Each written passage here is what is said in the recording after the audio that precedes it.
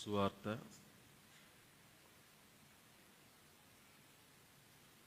28వ అధ్యాయం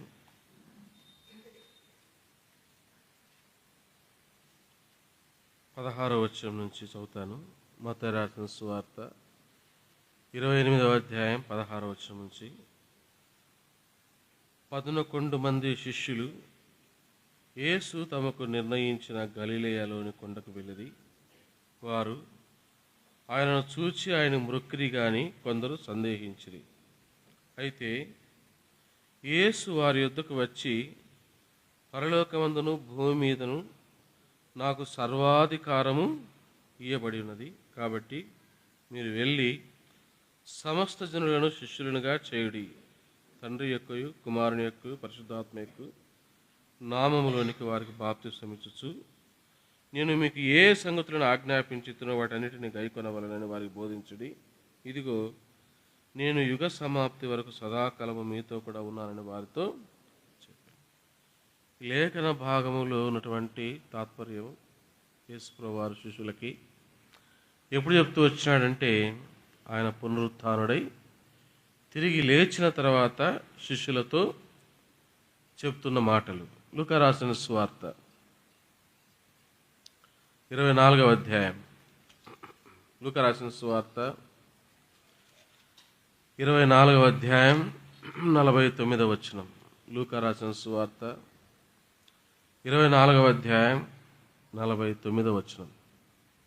ఇదిగో నా తండ్రి వాగ్దానము చేసినది మీ మీదికి పంపుచున్నాను. మీరు పైనుండి శక్తి పొందు వరకు పట్టణములో నిలిచి ఉండుడని వారితో చెప్పాను.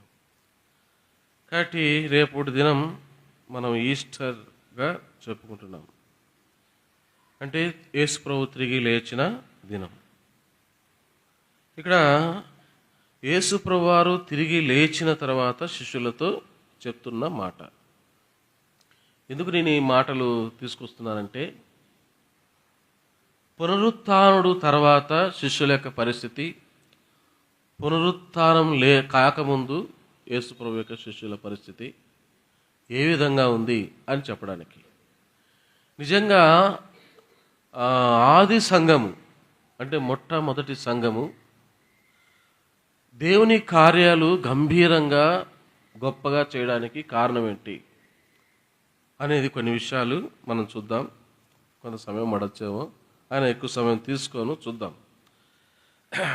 చూడండి, యేసు ప్రభు వారు పునరుత్థానుడుగా అంటే ఆయన చనిపోకముందు, ఆయన సిలువ వేయబడకముందు, ఆయన సమాధి చేయబడి తిరిగి లేకముందు, ఆయన సజీవుడిగా ఉన్నప్పుడు శిష్యుల యొక్క పరిస్థితి ఏ విధంగా ఉంది అని మనం ఆలోచిస్తే రండి చూద్దాం.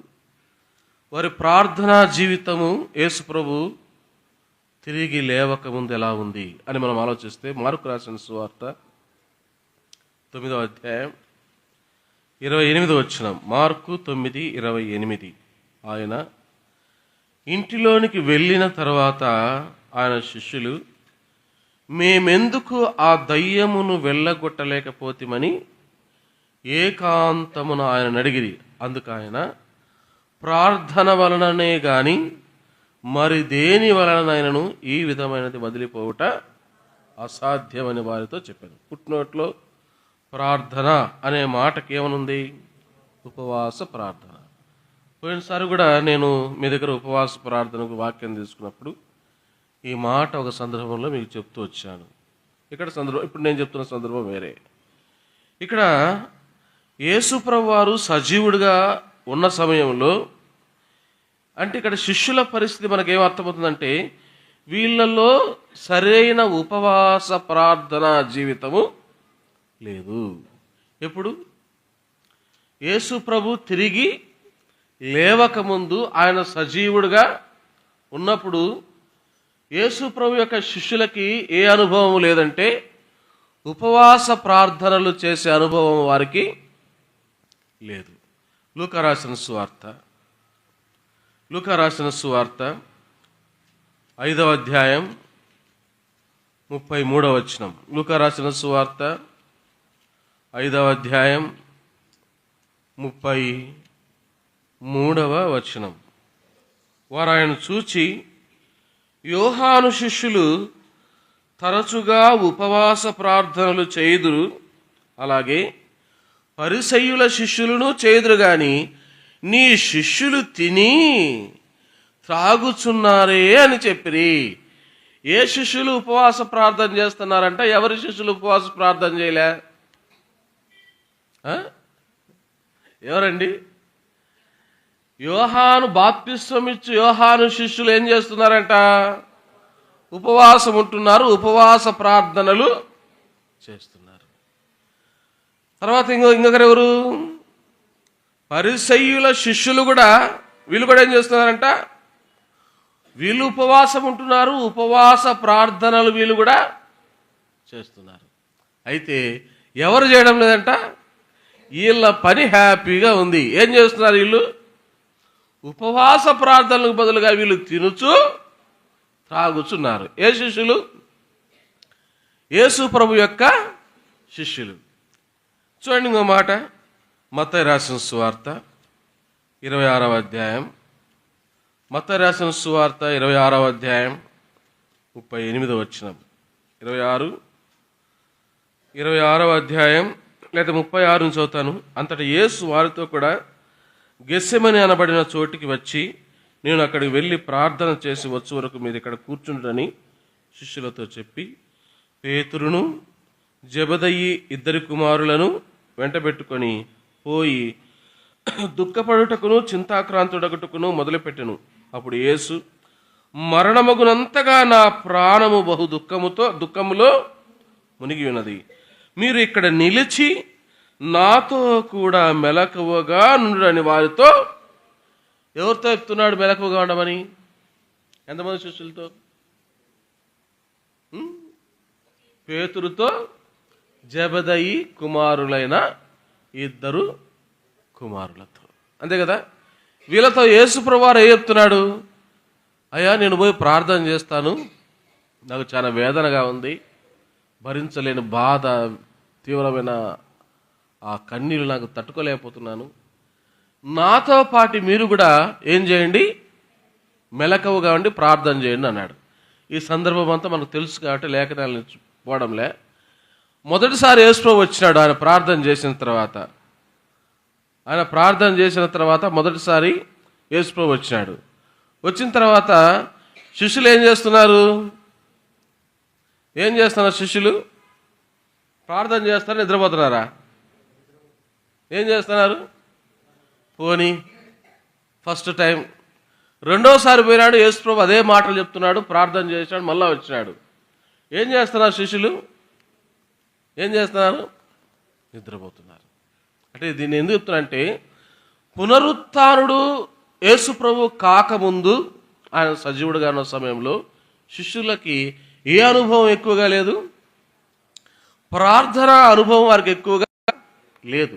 కాబట్టి స్త్రీలతో మీరు వెర్రి మాటలు పలుకుతున్నారు అంటే, వారిలో ప్రార్థన అనుభవము, ఉపవాస ప్రార్థనతో కూడిన జీవితం వారిలో లేకపోవటాన్ని బట్టి వారు దేన్ని నమ్మడంలే? క్రీస్తు యొక్క పునరుత్థానాన్ని వారు నమ్మడంలే. దయ్యాలను వెళ్ళగొట్టే శక్తి దేవుడు వారికి ఇచ్చినప్పటికీ, మీరు పోయి వెళ్ళగొట్టని అన్నప్పటికీ, దయ్యాలు వారి యొక్క ప్రార్థనకి వెళ్ళక అవి రివర్స్ తిరుగుతున్నాయి. అవునా కదా? ఎందుకు వెళ్ళగొట్టలేకపోయినాం ప్రభా అని అంటూ వచ్చినారు. అంటే నా ఉద్దేశం ఏంటంటే, యేసు ప్రభువారు తిరిగి లేవక మునుపు వారి జీవితంలో ఏది కొదువుగా ఉంది? ప్రార్థనా జీవితం కొద్దిగా ఉంది. ఒక చిన్నది వచ్చి, నువ్వు కూడా యేసు ప్రభుతో ఉన్నావు కదా అంటే, ఆ చిన్న మాటకి పేతురు ఏం చేయబడ్డాడు? విపరీతంగా భయంతో, అమ్మతోడు, నాయనతోడు, మా అక్కతోడు, మా చెల్లితోడు, అసలు లేనంటూ ఒట్టు పెట్టుకుంటూ వచ్చాడు. ఎవరు? పేతురు. అయితే యేసు ప్రభువారు పునరుత్థానుడై తిరిగి లేచిన తర్వాత ఆ మొదటి శతాబ్దపు సంఘం ఏం చేస్తూ వచ్చిందో చూద్దాం. అపోస్తల కార్యములు మరోసారి మనం చదివిన ముందటి భాగంలో లూకా రాసిన సువార్త 24వ అధ్యాయం, ఆ మాట మళ్ళా చూడండి. లూకా రాసిన సువార్త 24:49లో యేసు ప్రభు పునరుత్థానుడై తిరిగి లేచిన తర్వాత శిష్యులకు ఏం వాగ్దానం ఇస్తున్నాడు? ఇదిగో నా తండ్రి వాగ్దానము చేసినది మీ మీదికి పంపుచున్నాను, మీరు పైనుండి శక్తి పొందు వరకు పట్టణంలో నిలిచి ఉండని వారితో చెప్పాను. మీకు శక్తి కావాలి అంటే మీరేం చెప్పారు? ప్రభు నిలిచి ఉండండి అన్నాడు. అపోస్తుల కార్యములు మొదటి అధ్యాయం, అపోస్తుల కార్యములు మొదటి అధ్యాయం 4వ వచనం. అపోస్తుల కార్యములు మొదటి అధ్యాయం 4వ వచనం. ఆయన వారిని కలుసుకొని ఇలాగ ఆజ్ఞాపించారు, మీరు యెరూషలేము నుండి వెళ్ళక నా వలన వినిన తండ్రి యొక్క వాగ్దానము కొరకు కనిపెట్టుడి. ఎప్పుడైతే యేసు ప్రభు తిరిగి లేచిన తర్వాత పదే శిష్యులు కనబడుతూ అనేకమైన సూచనలు 40 దినాలు భూమిపైన సంచరిస్తూ వారిని బలపరుస్తూ, అయ్యా మీరు శక్తి పొందాలంటే మీరు ఏం చేయమన్నాడు? వాళ్ళతో మీరు కనిపెట్టండి అన్నాడు. ఏం చేయమన్నాడు? కనిపెట్టండి అన్నాడు. ఎప్పుడైతే వీరు దేవుని యొక్క వాగ్దానము కొరకు సంఘముగా సమకూడి కనిపెడుతూ వచ్చారో, కనిపెట్టడం అంటే మనం పాట పాడతాం కదా, యెహోవా కొరకు సంగముతో కనిపెట్టండి. మళ్ళా పాట, నాకు చెవి యొగ్గి నా మొర్ర ఆలకించాను. కీర్తనాకారుడు దావీదు ఆ కీర్తన పాడతాడు, 40వ కీర్తన అనుకుంటాను. కాబట్టి చూడండి ఆ మాట, 40వ కీర్తనలేండి. 40వ కీర్తన మొదటి వచనంలో, యెహోవా కొరకు నేను సహనముతో కనిపెట్టుకుంటుని ఆయన నా మొరను ఆలకించిన, ఏదో ఆ పదం అక్కడ ఉంటుంది. అంటే ఎందుకంటే కనిపెట్టడము అంటే ఏంది? కనిపెట్టడం అంటే ఏంది? ఎదురు చూడటమనే. అక్కడ ప్రార్థిస్తున్నారు వాళ్ళు. ఏం చేస్తున్నారు? దేనికోసం కనిపెడుతూ ప్రార్థన చేస్తున్నారు? యేసు ప్రభు వారు చెప్పిన వాగ్దానము కొరకు వారు ఏం చేస్తున్నారంటే కనిపెడుతూ ప్రార్థన చేస్తున్నారు. మొట్టమొదటిసారిగా పునరుత్థానుడైన తర్వాత యేసు ప్రభు వారు యెరూషలేములో ఉన్న ఆ సంఘము దాదాపు ఎన్ని రోజులు ఉపవాస ప్రార్థనలు వాళ్ళు చేస్తూ వచ్చారంటే దాదాపు 10 రోజులు వాళ్ళు దేవుని యొక్క వాగ్దానము కొరకు ప్రార్థనలో కనిపెడుతూనే వచ్చినారు. ఎన్ని రోజులు? 10 రోజులు. ఎన్ని రోజులు? 10 రోజులు కనిపెడతా వచ్చారు. చూడండి, 10 రోజులు వాళ్ళు కనిపెడతా వచ్చారు. నా తలంపు ఏంటంటే ఇక్కడ ఈ మొదటి శతాబ్దములో ఉన్న ఆది సంఘము, మొదటి సంఘము ఎలాంటి సంఘం అంటే ప్రభు యొక్క వాగ్దానము బుజ్జి ఎందుకు మీరు అట్లా మాట్లాడుతున్నారు? ప్రభు యొక్క వాగ్దానము కొరకు ఏం చేస్తున్న సంఘం? అది కనిపెట్టిన సంఘం. కనిపెట్టిన సంఘం. రెండవదిగా మనం చూస్తే అపోస్తుల కార్యములు 2వ అధ్యాయం, అపోస్తుల కార్యములు 2వ అధ్యాయం మొదటి వచనం. పెంతెకోస్తు పండుగ దినము వచ్చినప్పుడు అందరూ ఒక చోట కూడి ఉండిరి. అందరూ ఒక చోట కూడి ఉండిరి అంటే మొదటి శతాబ్దము సంఘమునకు ఉన్న ప్రాముఖ్యతను చెప్తున్నారు. అది ఎలాంటి సంఘం అంటే దేవుని యొక్క వాగ్దానము కొరకు కనిపెట్టిన సంఘము. రెండవదిగా అది కూడుకునేటువంటి సంఘం. దేనికి కూడుకుంటున్నారు? సహవాసము కొరకు కూడుకునే సంఘం. చూడండి, 2వ అధ్యాయం 42వ వచనం. అందరికీ సుపరిచితమైన మాట. అపోస్తుల కార్యములు 2వ అధ్యాయం 42వ వచనం. వీరు అపోస్తుల బోధయందును సహవాసమందును రొట్టె విరుచుట ఎందును ప్రార్థన చేయుట ఎందును ఎడతెగక ఉండిరి. 47వ వచనం చూడండి. 47వ అదేనా 46 చూడండి. 46వ వచనం చూడండి. మరియు వారు ఏక మనస్కులై ప్రతి దినము దేవాలయములో తప్పక కూడుకొనుచు. ఏం చేస్తున్నారు వీళ్ళు? ఏం చేస్తున్నారు వీరు? అపోస్తుల బోధ ఎందును సహవాసమందును రొట్టె విరుచుట ఎందును ప్రార్థన చేయుట ఎందును ఎడతెగకున్నారంట. తర్వాత 46వ వచనంలో ఏమంటున్నారు? వారు దేవాలయంలో ప్రతి దినము తప్పక కూడుకొనుచు. అంటే ఈ మొదటి శతాబ్దపు సంఘము, ఆది సంఘము, ఆ సంఘానికి ఉన్న లక్షణాలు ఏంటంటే మొదటిగా దేవుని వాగ్దానము కొరకు కనిపెట్టిన సంఘము. రెండవదిగా అది కూడుకున్న కూడుకునే సంఘం. నిజంగా మిమ్మల్ని పొగడాలని నాకేం లేదు, కానీ మిమ్మల్ని అందరూ పొగిడితే పోయేటప్పుడు నాకేమన్నా తలా 100 రూపాయలు ఇది కదా, అంతేం లేదు కదా. కాబట్టి ఎందుకు చెప్తున్నానంటే ఉన్న విషయం చెప్తున్నాను, చూస్తున్న విషయం చెప్తున్నాను. 31st ఒకసారి మీ దగ్గరకు వచ్చినాను, తర్వాత మళ్ళీ ఉపవాస ప్రార్థనకు మొదటిసారి వచ్చాను, మళ్ళీ ఇద్దరు మీ దగ్గరకు వచ్చినాను. నేను గమనించిన సంగతి ఏంటంటే, అది గృహ కూడికలైనా సరే, లేదా ఉపవాస ప్రార్థన అయినా సరే, ఆదివారం అయినా, అది గుడ్ ఫ్రైడే అయినా సరే, ఈసారి కొంతమంది పురుషులు తగ్గుతూ వచ్చారు. సపోజ్ వాళ్ళ ఉద్యోగాలు కావచ్చు, అక్కర్లు కావచ్చు. నిజంగా ఇంతమంది స్త్రీలు ఉపవాస ప్రార్థనకి కొన్ని సంఘాల్లో, నేను మళ్ళీ చెప్తున్నాను, ఇంతమంది చెప్పినాను, మళ్ళీ చెప్తున్నాను, భోజనం పెట్టి ఆటోలు పెట్టి రండయ్య అన్నా కూడా రానటువంటి సంఘాలు చాలా ఉంటూ వచ్చినాయి. ఎందుకు చెప్తున్నానంటే, మొదటి శతాబ్దపు సంఘానికి ఉన్నటువంటి ఒక గొప్ప విశేషం ఏంటంటే, అది తప్పక ప్రతిదినము దేవాలయంలో కూడుకునే సంఘం. తప్పక కూడుకునే సంఘం. నిజంగా ఒక స్పీకర్కి, ఒక వక్తకి, ఒక ఉపదేశాన్ని అందించేవానికి, వాక్యోపదేశం అందించేవానికి ఇద్దరున్నప్పుడు, 20 మంది ఉన్నప్పుడు ఎలా ఉంటుంది చెప్పండి? ఇద్దరున్నప్పుడు ఎలా చెప్తాడు, 20 మంది ఉన్నప్పుడు ఎలా చెప్తాడు? ఏమక ఇద్దరుంటే ఎలా చెప్తాడు? తొందరగా ఎప్పుడెప్పుడు అయిపోయి చేసుకొని పోదామా అని చెప్తాడు. ఒకవేళ సంఖ్య ఎక్కువ ఉందనుకోండి, మీలా సంఖ్య ఎక్కువైందనుకోండి, చెప్పే స్పీకర్ కూడా ఎలా ఉంటుంది చెప్పండి? నాకు నేను అట్టోడి కాదులేండి. ఇద్దరున్నా సరే, ఏం చెప్పాలో అది చెప్తా, ఎట్లా చెప్పాలో అట్లే చెప్తా, అంతే.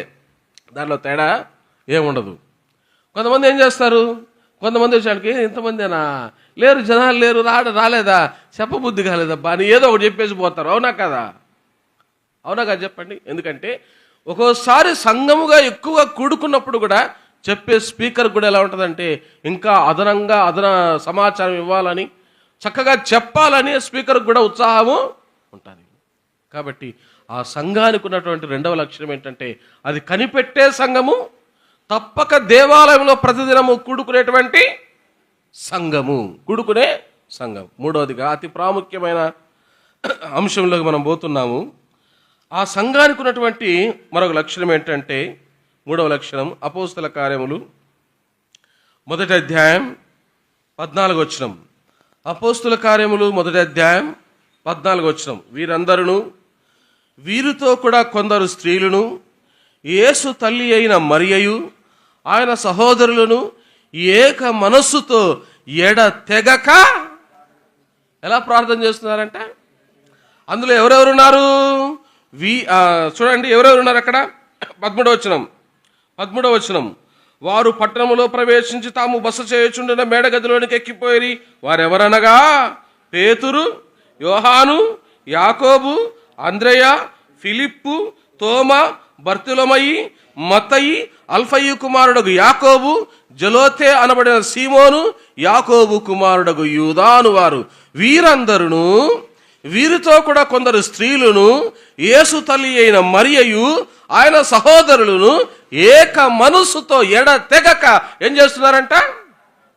అంటే ఈ మొదటి శతాబ్దములో ఉన్నటువంటి ఈ సంఘానికి, ఆది సంఘానికి ఉన్నటువంటి లక్షణాలలో ఇది ఎన్నో లక్షణం? మొదటి లక్షణం, దేవుని వాగ్దానము కొరకు కనిపెట్టుకున్న సంఘం. రెండవది, అది తప్పక ప్రతిదినం దేవాలయములో కూడుకునేటువంటి సంఘం. మూడవది, అది ప్రార్థించే సంఘం. ఒకప్పుడు పేతురు ప్రార్థన చేయమంటే ఏం చేస్తానని మనాడు, నా స్టైలే, మా అన్నే ఆయన అంత మా అన్న బుద్ధిలో చేయ. నాకు కూడా ఏం చేసేవాడు, ప్రార్థన చేయ పేతురు అంటే ఎంతసేపు అంట? యేసు ప్రభువు ఎంతసేపు అన్నాడన్నా?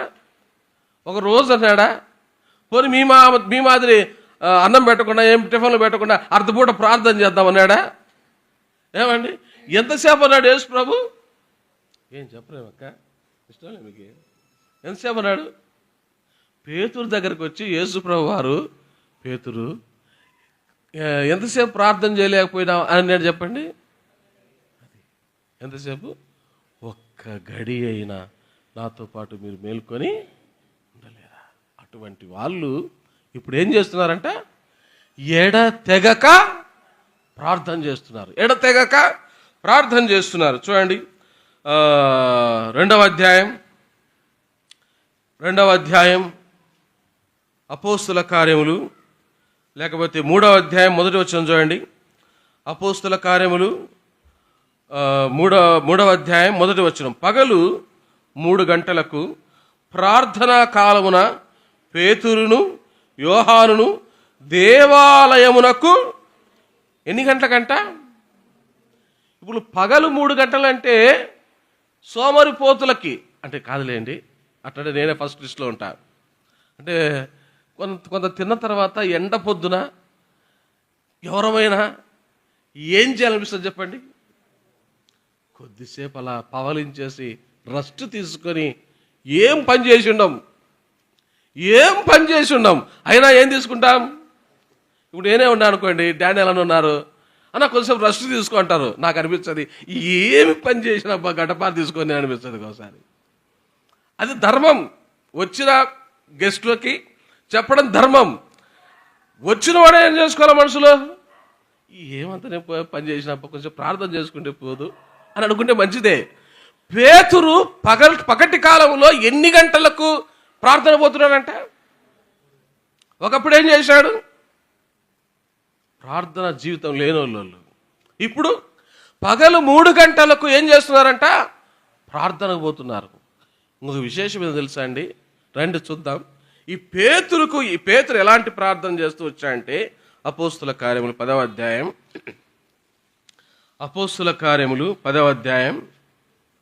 ఈ పేతురు ఎంత ప్రార్థనా పరుడైపోయి వచ్చాయంటే 9వ వచనం చూడండి. అపోస్తుల కార్యములు 10వ అధ్యాయం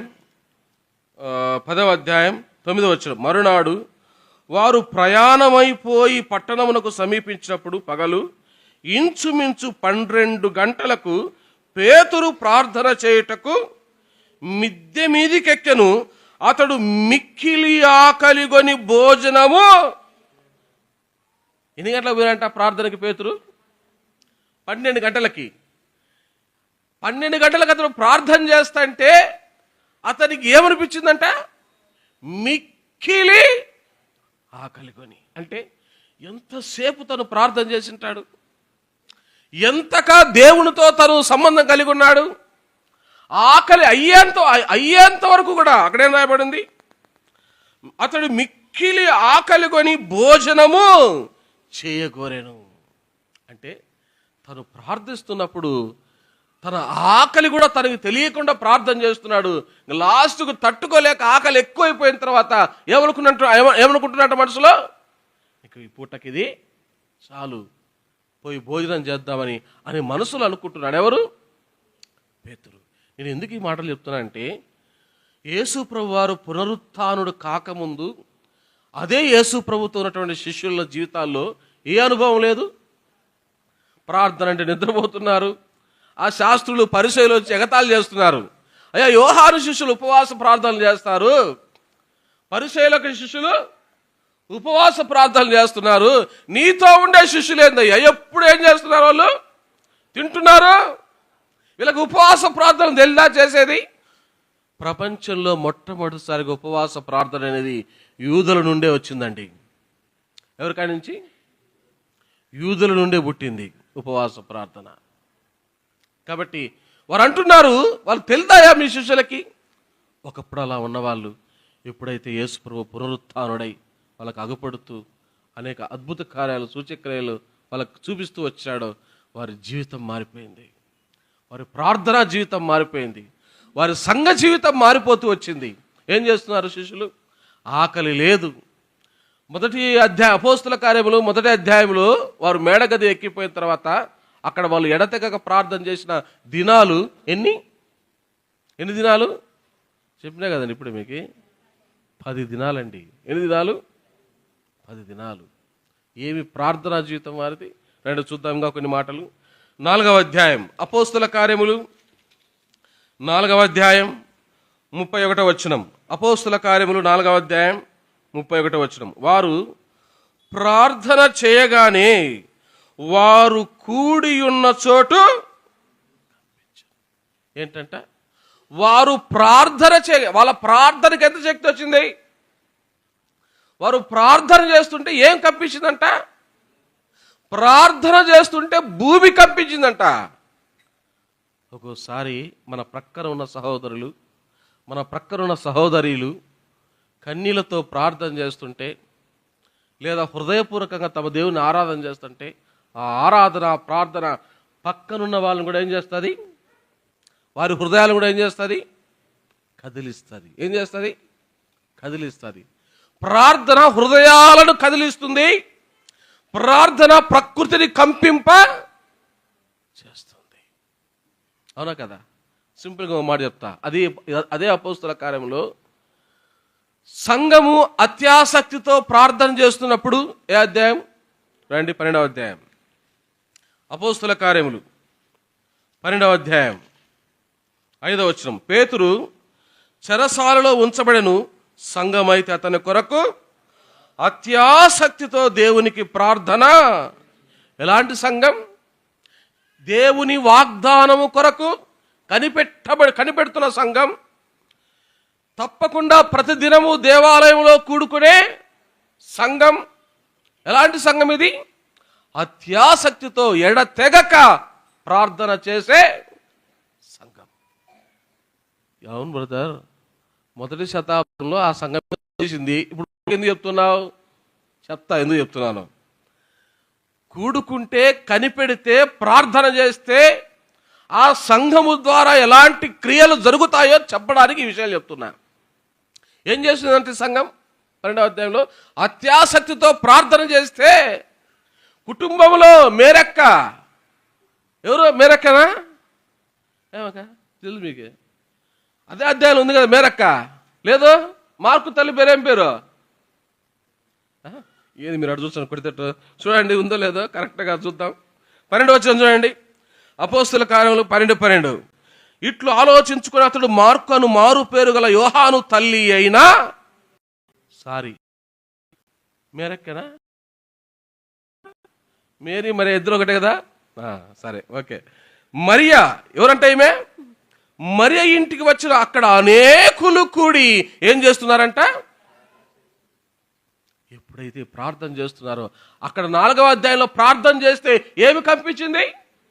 ఇక్కడ చేస్తుంటే ఏమి పడుతున్నాయి? చేతులుకున్న సంఖ్యలు పోతున్నాయి. ఆ యొక్క గొప్ప తలుపులు వాటికి తెరుచుకొని పేతురు అని పలుకుతున్న పేతురు ఏం చేస్తున్నాడు? నిద్రమత్తులో దర్శనం అనిపోతున్నాడు. ఎవరు? తెల్లే పేతురికి ఈ దర్శనం అనుకుంటున్నాడు. ఎవరు? That is power of prayer. అది ప్రార్థనకున్న శక్తి. ఎందుకు చెప్తున్నా అంటే, అది ప్రార్థించే సంఘం. మొదటి శతాబ్దపు సంఘము ఏ సంఘం? ప్రార్థించే సంఘం. ఉపవాసములతో ప్రార్థించే సంఘం. సంఘముగా కూడుకొని ప్రార్థించే సంఘం. అనేక దినాలు చూడండి. ఇంకా కొన్ని మాటలు 13వ అధ్యాయం అపోస్తల కార్యములు 13వ అధ్యాయం 2వ వచనం.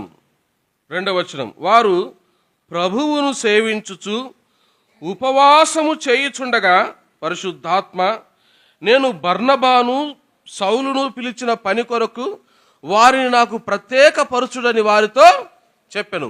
అంతటా వారు ఉపవాసముండి ప్రార్థన చేసి వారి మీద చేతులుంచి వారిని పంపిరి. ఎలాంటి సంఘం అంటే ఈ సంఘం? ప్రతి దానికి ఏ ప్రార్థన? పరిచారకులను ఎన్నుకోవాలంటే ఉపవాస ప్రార్థన. దేవుడిచ్చే వాగ్దానము పొందుకోవాలంటే ఉపవాస ప్రార్థన.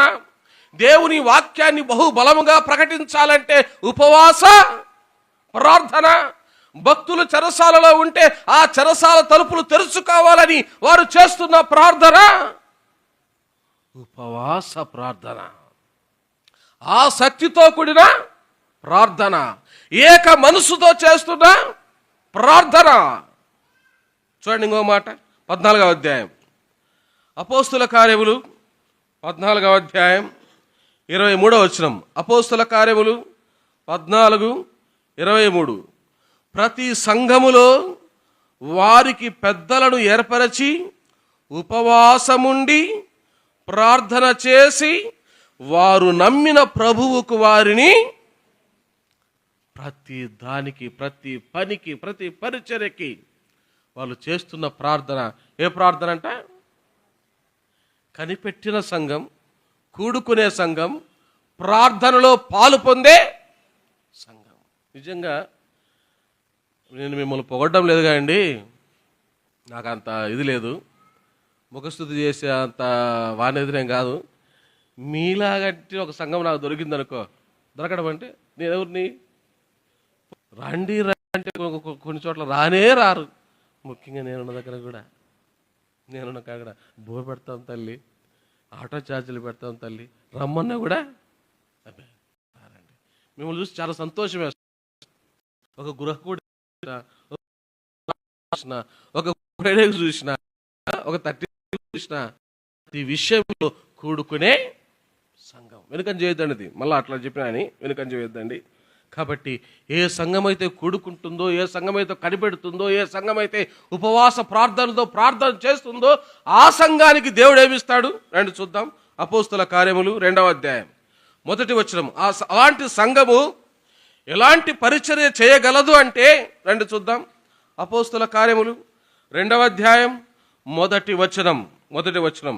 పెంతెకోస్తు పండుగ దినం వచ్చినప్పుడు అందరూ ఒక చోట కూడి ఉండిరి. అప్పుడు వేగముగా వీచు బలమైన గాలి వంటి ఒక ధ్వని ఆకాశము నుండి అకస్మాత్తుగా వారు కూర్చుండి ఉన్న ఇళ్ళంతయు నిండెను. మరియు అగ్ని జ్వాలల వారికి వారిలో ఒక్క పరిశుద్ధాత్మతో నిండిన వారై వారికి శక్తి అందించిన కొలది ఆశలతో మళ్ళా చెప్తున్నాను. ఏ సంఘమైతే దేవుని మాట కొరకు కనిపెడుతుందో, ఏ సంఘమైతే తప్పక కూడుకుంటుందో, ఏ సంఘమైతే ఉపవాస ప్రార్థనలో దేవుని దగ్గర గోసాడుతుందో ఆ సంఘానికి దేవుడు ఏమిస్తాడంటే వాక్శక్తి ఇస్తాడు. ఏమిస్తాడు? నేను వచ్చిన తర్వాత మీ దగ్గరికి డానియేల్ అన్నగారు నాతో ఒక మాట అంటా వచ్చారు. అన్న మీ పేరు చెప్పగానే నేను సంఘానికి అనౌన్స్మెంట్ చేశాను, పలానా సహోదరుడు వస్తున్నాడని, ప్రార్థన చేయండి అంటే అందరూ ప్రార్థన చేస్తూ వచ్చినారన్నారు. నిజమేనండి? డానియేల్ నా వద్ద చెప్తున్నాడు, డౌట్ వచ్చింది నాకు. నిజమేనా? చేశారా? ఓకే, అయితే డానియేల్ నిజం చెప్పాడు. అయితే నేను కూడా అనుకున్నా, డానియేల్ చెప్పక ముందు కూడా నేను కూడా అనుకున్నా ఆ సంఘము పోయే స్పీకర్ కోసం, వాడు నేనైనా సరే, ఎక్స్ అయినా సరే, జెడ్ అయినా సరే, వాళ్ళ కోసం తప్పకుండా ప్రార్థిస్తూ ఉంటుంది అని. ఎందుకంటే మీరు ఎంత ప్రార్థన చేస్తే వచ్చే స్పీకర్ కూడా అంత చక్కగా వాక్యాన్ని చక్కగా వివరించి చెప్పగలడు. ఒకవేళ స్పీకర్ బలహీనుడైనా మీ ప్రార్థనను బట్టి ఏమొచ్చిందంట? వాక్శక్తి. దేనికి? కనిపెట్టారు, కూడుకుంటున్నారు, ప్రార్థనలు ఎడతెగక పోరాటం చేస్తున్నారు. కాబట్టి దేవుడు వారి మీదకి ఏం పంపించాడంట? పరిశుద్ధాత్మను. ఎవరైతే అలా చేస్తారో వారి మీదికి ఏమొస్తుంది? వారు ఏమవుతారు? పరిశుద్ధాత్మ పూర్ణులుగా ఉంటారు.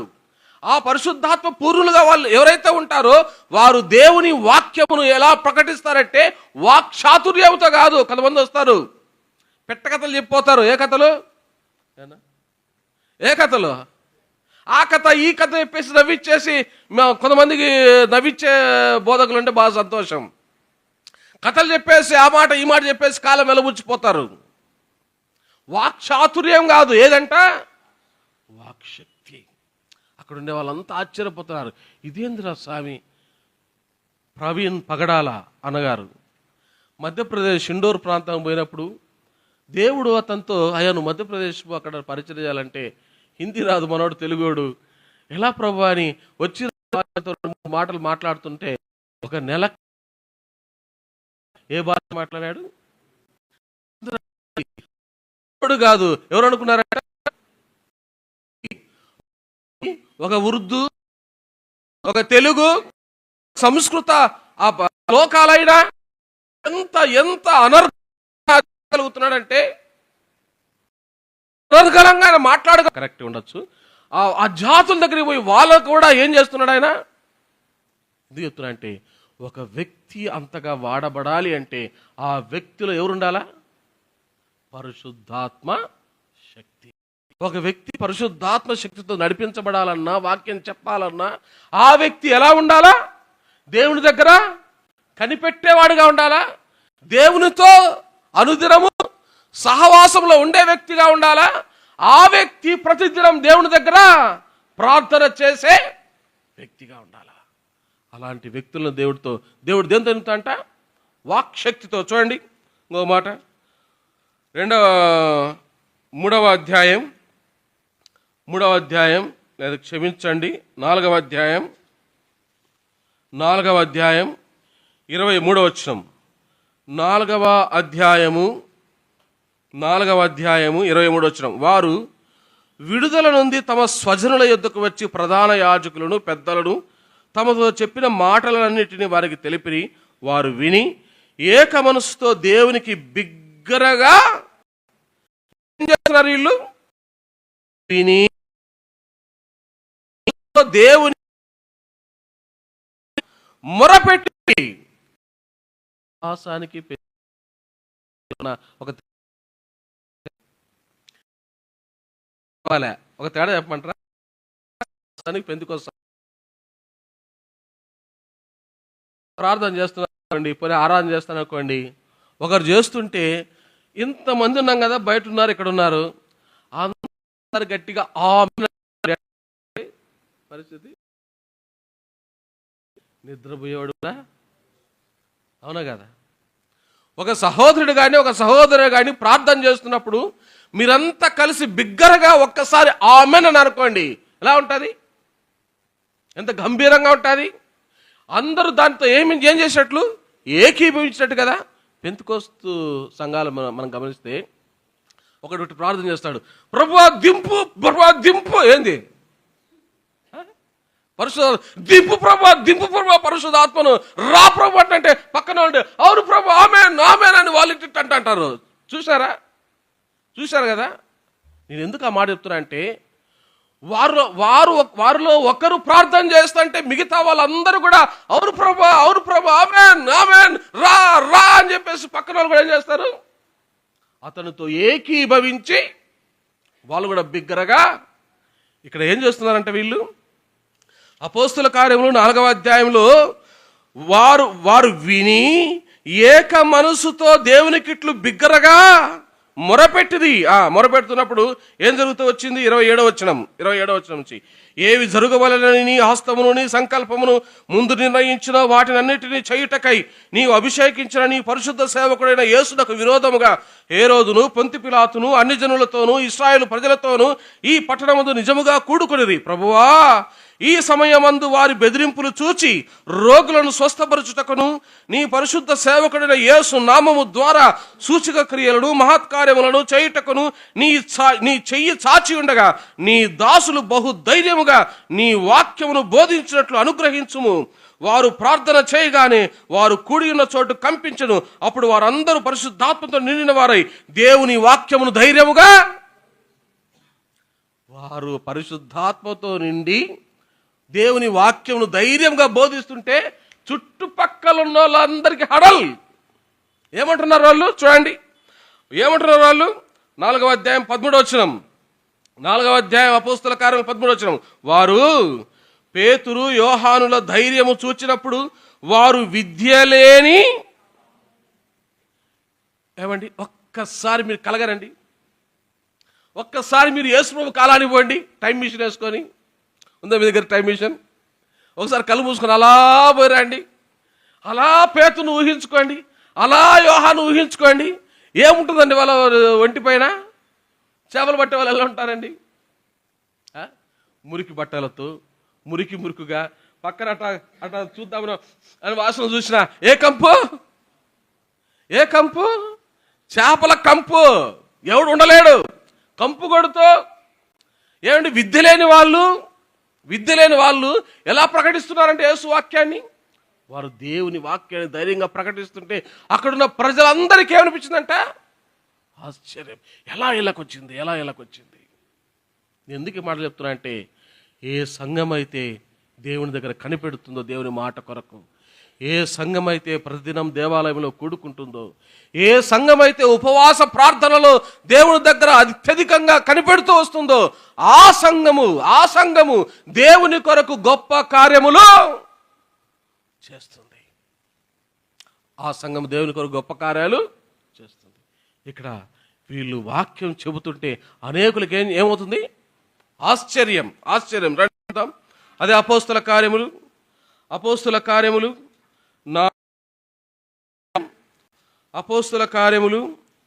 6వ అధ్యాయము 5వ వచనం. అపోస్తుల కార్యములు 6వ అధ్యాయం 5వ వచనం. కాబట్టి సహోదరులారా, ఆత్మతోనూ జ్ఞానముతోనూ నిండుకొని మంచి పేరు పొందిన 7 మనుషులను మీలో ఏర్పరచుకొనుడి అని అక్కడ చెప్తున్నారు. తర్వాత చూడండి ఇంకో మాట, 8వ వచనం. స్టెఫను కృపతోను బలముతోను నిండినవాడై, అదే 6వ అధ్యాయం లేకపోతే క్షమించండి 7వ అధ్యాయం 55వ వచనం చూడండి. 7వ అధ్యాయము లేకపోతే క్షమించండి ఒక్క మాట. 6వ అధ్యాయము, అదే 6వ అధ్యాయంలో 9వ వచనం చూడండి. 9వ వచనం. అప్పుడు లిబెర్తీనుల తనబడిన సమాజములోను, కురేనీయుల సమాజములోను, అలెగ్జాంద్రియుల సమాజములోను, కిలికియా నుండి ఆసియా నుండి వచ్చిన వారిలోను కొందరు వచ్చి స్టెఫనుతో తర్కించిరి గాని మాటలాడుట యందు అతడు అగుపరిచిన జ్ఞానమును, అతడు ప్రేరేపించిన ఆత్మను వారెదిరి ఎలా వచ్చిందండి? స్టెఫన్ ఎవరండి? మధ్య వయస్కుడా, ముసలోడా, యవనస్తుడా? ఏమన్నా స్టెఫన్ ఎవరు? యంగ్స్టరే కదా, యవన ప్రాయంలో ఉన్నాడే కదా. స్టెఫను మాట్లాడుతుంటే, స్టెఫను తర్కిస్తుంటే ఎవరు కూడా ఏమంట అక్కడ? అతన్ని ప్రేరేపించిన ఆత్మను వారు ఎదిరింపలేకపోయి. ఎలా వచ్చిందండి వీళ్ళకి? ఒక స్టెఫన్కైనా, చేపలు పట్టే పామరులకైనా, పేతురుకైనా, యోహాన్లకైనా వీళ్ళకి శక్తి, వాక్శక్తి ఎలా వచ్చింది చెప్పండి? ఎలా వచ్చింది? వాళ్ళు ఆ సంఘం ఎలాంటి సంఘం అంటే ఉపవాస ప్రార్థనలు చేసే సంఘం. నేను ఇంకోటి చెప్పి నేను ముగిచ్చేస్తాను. రెండు చూద్దాం. అపోస్తుల కార్యములు వచ్చి సాక్ష్యం ఇచ్చి దైవ కృప అందరి యందు అధికముగా. ఇప్పుడు వీళ్ళు వాక్శక్తే కాకుండా సంఘానికి వీళ్ళు దేని గురించి సాక్ష్యం ఇస్తున్నారు? పునరుత్థానాన్ని గురించి ఏం చెప్తున్నారు? వీళ్ళు సాక్షులుగా ఉన్నారు. నాకు ఈ ప్రగడాల పవిరన ఇన్సిడెంట్ జరిగిన తర్వాత, అక్కడక్కడ సువార్తలు యూట్యూబ్లో ఆపుతున్న తర్వాత డానియల్ అన్న ఫోన్ చేసి, నాకు ముందు కాంత అన్న ఫోన్ చేసి, బ్రదర్ నువ్వు అడిగి పోవాలా అంటానే, ఏందబ్బా చీటి మళ్ళీ నా మీద పడింది అనుకున్నా. సరే ఏం చేద్దాం చెప్పినారు, పోవాల్సిందే ఎక్కడికైనా అని చెప్పేసి వచ్చినాను. వచ్చిన తర్వాత అన్నగారు ఫోన్ చేసి, అన్న 3 మందిరంలో కలవంతాడా కథమైకులు ఈడ. నాకు అనిపించింది, స్వామి ఈ అన్న ఏది పండగ మళ్ళీ బయట అనిపించింది. దేనికి మనం ప్రకటిస్తుంది క్రీస్తు కాబట్టి, సరే ఎన్ని వచ్చినా, ఎంత అవాంతరాలు వచ్చినా అని ట్రైన్ దిగి జానన్నతో వస్తా అంటే ఏమన్నామో బయట పెట్టారు, ఎవడు అనలేదా? ఎవరు